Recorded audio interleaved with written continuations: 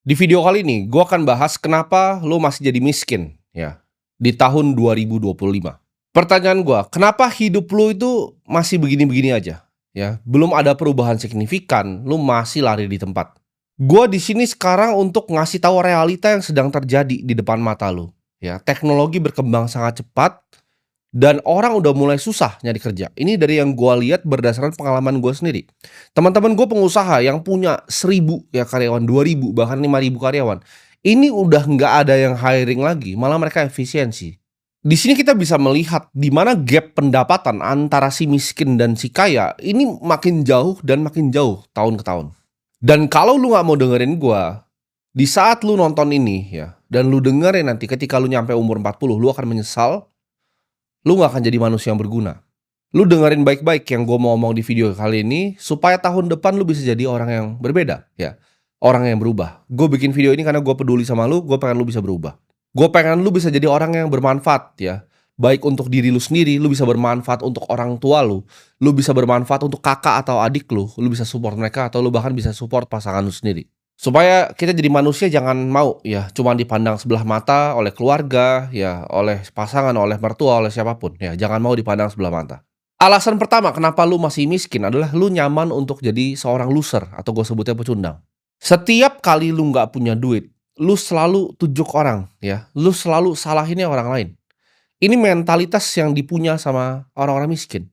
Mereka selalu nyari alasan atas kesialan di hidupnya. Ketika mereka gak punya duit, mereka salahin, oh bosnya kurang gaji mereka. Ketika mereka gak punya duit, mereka salahin pemerintah. Oh kenapa bikin kebijakan seperti ini?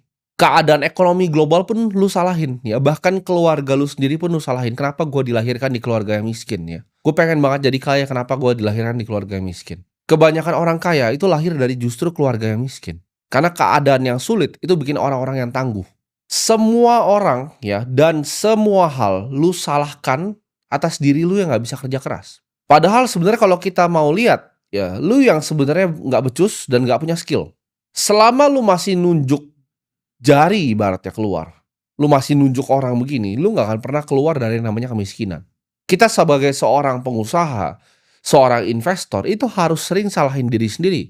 Karena ketika gua bikin keputusan di market itu nggak ada yang bisa gua salahin kecuali diri gua sendiri. Orang miskin itu nggak pernah fokus ke dirinya ya, karena kenapa? Hatinya itu penuh dengan kebencian, penuh dengan iri, penuh dengan dengki ya. Ketika gue bikin acara misalnya kemarin, orang akan berkomentar, "Oh, sales Bitcoin," gitu. Padahal gue datang ke situ bersama triliuner yang lainnya ya. Untuk ngajarin memang mereka-mereka yang emang udah pengen belajar gitu loh. Tapi yang pengen belajar ini sama di luar dikatain kenapa? Karena dengan orang luar ngatain mereka yang datang dan pengen belajar, mereka ngerasa status mereka ini naik sebagai seorang manusia. Mereka miskin, hidupnya nggak enak ya, nggak ada yang bisa dibanggain, diinjek-injek sama mertuanya. Yang mereka bisa lakukan apa? Ngatain orang di TikTok. Kan mereka cuma scrolling doang, mereka ngatain. Oh ini sales Bitcoin dan pengikutnya. Mereka nggak paham aset itu apa yang sebenarnya gue pengen ajarin di sana, apa yang didapatkan dari orang-orang yang datang di acara tersebut. Mereka nggak peduli, mereka mau nyalain semuanya kecuali diri mereka. Ya, iri dengkinya besar sekali. Dan kebenciannya luar biasa terhadap hidup dan dunia dan bahkan benci sama dirinya sendiri. Makanya gue kasihan kadang kalau lihat orang seperti itu. Kalau miskin mintanya bansos dan paling hobi nyalain orang lain. Lu kejebak di ilusi yang diajarin, didoktrin selama ratusan tahun ya, oleh Rockefeller, oleh orang-orang hebat lainnya. Mereka butuh kalian untuk jadi pekerja awalnya. Jadi mereka kan set sistemnya seperti itu. Oke, kita sekolah yang rajin ya. Kita kerja keras ya, bekerja sama orang. Kita cicil rumahnya ya, KPR 20 tahun. Nanti ketika udah lunas KPR-nya, kita bisa pensiun nih ya. Kita pensiun sebentar 5 tahun habis itu kita mati. Belum sempat jalan-jalan, belum sempat lihat dunia.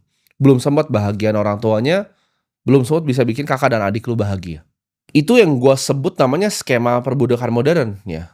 Lu sadar nggak mungkin selama 5 tahun ke belakang lu kerja ya, gaji lu tuh nggak naik-naik, tapi barang-barang di sekitar lu naik. Ini ibarat lu lari di treadmill yang nggak ada habisnya. Ini treadmill yang makin kencang, makin kencang, makin kencang. Jadi ibarat lu lari nih, treadmill-nya makin kencang. Akhirnya saking kencengnya, lu jatuh. Lu diajarin investasi, lu ngatain orang gitu. Lu nggak ngerti apa asetnya, lu katain oke ini sales Bitcoin. Oh ini saham itu judi gitu. Lu masih percaya nabung pangkal kaya. Dan lu benci yang namanya investasi, mencoba sesuatu yang baru. Karena hobi lu cuma main judol gitu. Lu nggak bisa nyampe pikirannya Apa ya itu beli aset gitu. Itu uang kertas ibaratnya yang lu tabung tuh di celengan ayam lu, itu memang didesain untuk kehilangan nilainya setiap tahun oleh inflasi. Jadi ketika lu taruh di celengan itu antara dimakan rayap atau dimakan inflasi. Setiap mereka bank sentral cetak uang, ya uang lu itu tergerus nilainya. Orang kaya itu nggak ada yang gua kenal nabungnya kertas ya, nggak nabung di celengan ayam kayak lu, nggak nabung di rekening banknya juga. Mereka semuanya beli aset. Mereka beli aset yang bisa bertumbuh nilainya tahun demi tahun. Mereka beli saham di perusahaan-perusahaan yang bagus. Mereka beli Bitcoin, ya aset yang langka dan diinginkan oleh banyak orang. Mereka beli properti ya di lokasi yang prime. Mereka beli propertinya nggak kayak lu, ditawarin rumah murah 300 juta di anta berantah, lu cicil 20 tahun kayak orang bego. Terus lu baru sadar, oh jauh ya dari kantor, ya memang lu bego gitu. Sementara lu ngapain ya? Lu nabung beli iPhone buat kelihatan sukses. Gue aja kadang suka bingung ya. Gue kadang misalnya di mall gitu kan, ada yang ngajak foto. Bahkan ada security ngajak foto, itu iPhone-nya iPhone baru. Gue aja pakai iPhone berapa ini? Udah lama banget gue nggak ganti. Dia pakai iPhone yang baru yang warna oranye itu. Gue sampai pikir, ini gimana ceritanya gaji dia beli HP ini gitu. Lu cuman pamer ya di lingkungan teman-teman lu yang biar lu ngerasa lebih sukses dari mereka, di circle lu yang sama-sama miskin. 4 orang miskin ketemu, lu nongkrong di sana, percayalah lu jadi orang miskin kelima. Itu mentalitas konsumen yang harus lu buang, jangan lu gampang lu lihat cuman barang baru langsung beli. Mindset-nya lu harus ubah dari konsumen menjadi seorang investor. Oke, cuman nonton konten gimana caranya jadi kreator gitu. Lu daripada ikutin bapak emak lu ya cuma nabung di bank, deposito lagi, kenapa nggak pikir, "Oh gimana ya cara gua analisa saham perbankannya? Gimana caranya gue jadi pemilik nih dari perusahaan ini? Apa aja sih yang gue harus pelajarin? Oh kalau misalnya kita nabung di saham A, bank A, cost of fund-nya berapa? Oh bank A lebih murah ya dibanding bank B. Oh bank B tapi punya kreditnya mikro, ya, punya pegadaian juga," gitu. Oh bank C itu loan-nya banyak korporat ya. Oh dari A, B, C ini yang paling bagus yang mana? Yang dana murahnya paling banyak yang mana? Yang return on equity-nya yang paling banyak mana? Return on net tangible asset-nya mana? Gitu. Kalau ini yang gue sebut-sebut aja lu nggak ngerti, lu gimana caranya jadi orang kaya? Lu semua itu hoki. Lu hidup di era perubahan dan transformasi teknologi terbesar gue sebutnya dalam sejarah manusia. Cuman lu sia-siain semuanya, ya informasi yang lu dapatkan seperti ini lu sia-siain. Ilmu-ilmu yang lu bisa dapatkan gratis dari internet lu sia-siain. Lu anggap diri lu pintar, lu arogan dan lu ngatain mereka yang mau belajar. Ini era yang lu hoki banget, lu bisa nonton seperti ini tuh hokinya luar biasa ya. Gue ketika awal mulai, gue akan bayar berapapun untuk bisa nonton video seperti ini untuk dapat mindset dari seorang triliuner. Lu tinggal nyalain kamera, pencet keluar. Butuh puluhan ataupun ratusan buku orang yang ditulis sama bilioner luar negeri biar gue bisa dapat ilmu yang gue sharing di sini nih, gue kasih ke lu gitu. Itu waktu membacanya, jumlah bukunya itu luar biasa. Dulu untuk menjadi kaya, ya lu harus punya karyawan banyak, lu harus punya 500 karyawan, 1.000 karyawan, 2.000 karyawan. Lu harus bikin pabrik, ya, lu harus ngerti manufacturing, lu harus ngerti manajemen manusia. Era sekarang lu cuma butuh HP dan koneksi internet dan lu masih nggak bisa kaya, lu memang udah ditakdirin untuk jadi miskin. Apa yang lu lakukan dengan semua teknologi itu, ya? Lu cuma lihat algoritma itu jadi bagian yang makan hidup lu. Lu cuma never ending scrolling aja sampai otak lu jadi bego, jadi brain rot otak lu. Lu lihat orang kaya sedikit lu maki, ya kan? Lu lihat artis lu maki, lu lihat pemerintah lu maki, nggak ada yang nggak lu maki kecuali diri lu sendiri. Mungkin hidup lu emang udah cuma penuh sampah, jadi cuma itu yang lu bisa lakuin. Bantu orang nggak pernah, bantu orang tua nggak pernah, cuman bisa nyalain orang lain. Ada anak ya, 18 tahun, ya gua kenal, ada podcastnya juga di tempat gua. Itu bikin uang 1 miliar gitu kan, 18 tahun. Dan lu masih skeptis, "Oh ini masih bisa nggak ya?" Gitu.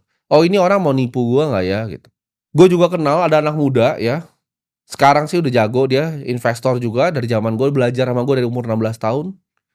Sekarang udah bebas, udah financial freedom, baru umur 21 tahun. Ada gue kenal juga anak 18 tahun punya digital agency, ratusan juta per bulan. Ini era internet, ini era di mana semuanya bisa jadi kenyataan, semuanya bisa dilakukan cuman handphone dan laptop dan otak. Tapi sayangnya apa? Dari video kemarin yang gue bikin tuh. Gimana cara dapetin 100 juta. Udah ada orang yang tadi DM gue nih. Gue barusan tadi berangkat ke kantor ada yang DM gue. "Bro Timothy, terima kasih gue dapat 100 juta pertama gue. Gue berhasil closing 3 klien pertama gue." Dia bikin chatbot AI, dia tunjukin ke gue. Ada orang yang langsung take action. Sedangkan lu cuma santai-santai. Mereka itu bukan lebih pintar dari lu, mereka cuman lebih nggak arogan dibanding lu, ya. Dikasih tahu apa, nurut, gitu. Gue liat semua teman-teman gue yang nurut sama gue, itu hidupnya berubah semuanya. Banyak orang sadar bahwa tahun ini akan jadi tahun penentu ya, antara lu jadi orang kaya baru atau lu jadi sampah di masyarakat. Kekayaan ketika lu dapat di usia yang muda itu akan compounding, akan gampang sekali jadi bola salju yang besar ya. Ketika lu berinvestasi, lu bisa sisihin, lu punya cash flow, lu akan jadi orang kaya dengan sangat cepat. Gue ngomong kayak gini karena gue peduli, ya gue tahu rasanya diremehin orang dan gak punya duit dan gak bisa ngapa-ngapain, gak bisa bantu orang tua, gak bisa bantu saudara. Tapi gue di situ gue mutusin untuk berubah ya, gue nggak pasrah sama yang namanya keadaan.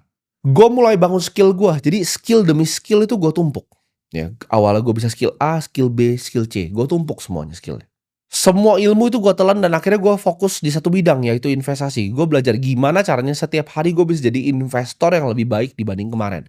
Apa yang gue harus pelajari hari ini? Setiap hari gue belajar, nggak pernah berhenti gue belajar. Sekarang semua pilihan itu ada di tangan lu. Lu bisa either lu marah-marah ya, nonton video ini lu matiin, lu bilang, "Timothy orang yang sombong, arogan, mulutnya kasar." Atau lu dengerin ya, lu pahamin dulu ya. Otak lu tuh kan kecil, jadi lu dengerin dulu, pahamin, nggak ngerti ulangin lagi video gua. Ulangin 5 kali, 10 kali lu ulangin. Either lu marah-marah kayak tadi atau lu terima tamparan ya bahwa video-video gue ini bisa merubah hidup lu. Sebelum lu tidur lu dengerin, bangun tidur lu dengerin. Nggak apa-apa, lu mau dikatain temen lu nggak apa-apa. Cuman percaya yang selalu dengerin gue hidupnya berubah ya, dan gue udah lihat. Gue senang bikin video seperti ini karena gue kasih tahu tuh gimana caranya bikin 100 juta per bulan. Udah ada yang DM gue hari ini ya.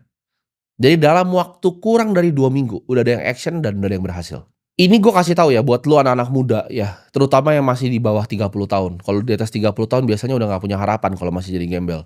Di bawah 30 tahun ya, kalian masih punya waktu untuk putar balikin hidup lu. Jangan nanti lu lihat diri lu ngaca umur 55, umur 60, ya hidup gue jadi cuman jadi seorang pecundang. Lu kalau mau serius bangun kekayaan real, gue selalu bilang ya, yang pertama, fondasi pertama, cash flow is king. Lu harus punya cash flow ya. Tumpuk skillnya, pelajarin skillnya, cari satu bidang yang lu bisa tempa sampai dalam. Lu kalau bahkan ngerasa, kemarin gue lihat kan, ada yang bilang, oh 1.000 orang dikali 17 juta, jadi dia dapat 17 miliar dalam sehari. Ya elah 17 miliar gitu kan. Gue jalan dari bawah ke atas, lihat porto gue tadi naik udah lebih gitu. Jadi otaknya segoblok itu, kayak udang gitu otaknya, kecil dan bego. Lu kalau emang ngerasa bahwa oke, lu bisa kaya dari jualan kelas, pertanyaan gue cuma satu, kenapa banyak penjual kelas miskin? Kedua, kenapa nggak lu ikutan jualan kelas? Kan kasihan tuh orang tua lu di rumah masih miskin. Coba dong lu jualan kelas. Gue juga sering gitu kan, dengar orang komplain, dia kerja di digital marketing agency, dia komplain bahwa influencer enak banget ya, sekali posting dibayar 20 juta. Lu nggak tahu ya, monyet-monyet kayak lu tuh nggak tahu influencer itu keringat dan darahnya ini dicurahkan ke dalam video-videonya. Dia mungkin 2 tahun pertama nggak dapat viewer gitu. Dia nge-live tiap hari nggak dapat viewer. Terus ketika dia mau endorse dia minta 20 juta, lu bilang enak banget hidupnya. Manusia kan kayak begitu. Jadi step pertama lu kumpulin dulu ya skill-nya, cash flow-nya. Ketika lu bisa kumpulin cash flow, lu harus berinvestasi. Ini rahasia yang jarang gua share dari dulu ya. Jadi investasi itu simple caranya. Gua pakai 3 metode ya. Metode yang stabil, metode yang asimetris, dan metode yang moonshot. Jadi artinya apa? Gue suka ada investasi yang stabil. Contohnya, lu bisa beli perusahaan yang stabil seperti Bank BCA. Lu bisa beli misalnya obligasi negara Indonesia yang stabil. Yang kedua, asimetris. Stabil itu artinya apa? Penurunannya ini kemungkinan lu ruginya kecil, tapi kenaikannya juga relatif lebih kecil. Ya. Jadi kayak Bank BCA nggak mungkin bisa bangkrut. Indonesia mesti hancur dulu sebelum dia bangkrut, tapi kenaikannya juga sedikit gitu. Mungkin by 2045 sahamnya bisa Rp40.000 gitu. Kenaikannya kena cap. Sedangkan yang kedua ya, investasi yang kedua itu yang asimetris. Downside-nya bisa jauh, bisa turun 70%, tapi naiknya juga bisa jauh banget 700%. Itu jawabannya Bitcoin gitu, asimetris. Moonshot ini apa? High risk, high reward. Jadi lu berinvestasi lu bisa hilang semua. Contohnya gue berinvestasi untuk bikin exchange. Itu bisa hilang semua tuh duitnya, ya. Kalau salah manajemen, salah operasional tuh bisa hilang semua duitnya. Tapi kalau misalnya gue benar, itu bisa jadi misalnya Coinbase Indonesia. Jadi 3 jenis investasi, satu yang stabil ya, satu yang asimetris, satu yang moonshot. Ini ketika lu balance ya. Karena Charlie Munger selalu bilang, lu cuma butuh 3 kok. 3 aset tuh udah lebih dari lu cukup seumur hidup lu. Nggak usah pilih banyak-banyak ya. 3 yang lu ngerti, lu pahamin, lu kerja dapet cash flow, taruh di 3 itu, udah hidup lu mantap. Jadi stop untuk jadi pecundang ya, kurangin arogannya, and see you on top.